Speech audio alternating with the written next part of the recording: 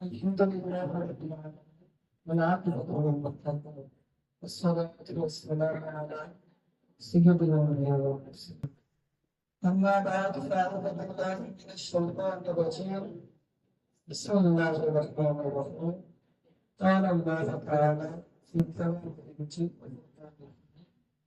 وقال بسم الله وقال النبي صلى الله عليه وسلم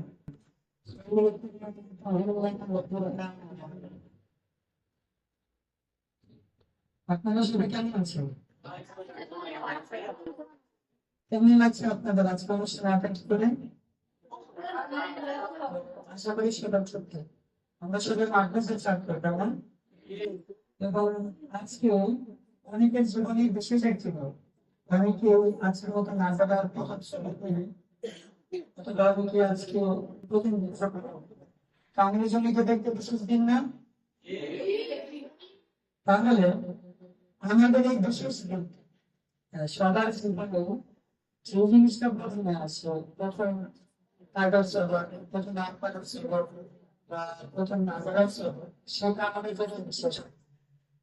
তবে পরবর্তী দিকে আমরা হারিয়ে ফেলি।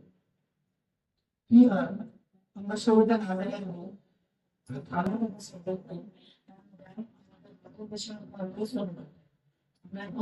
প্রয়োজন এটা কি বলে চলবে?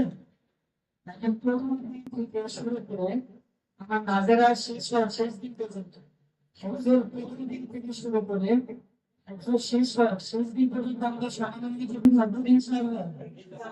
আল্লাহ আমাদের সকলকে প্রদান করে।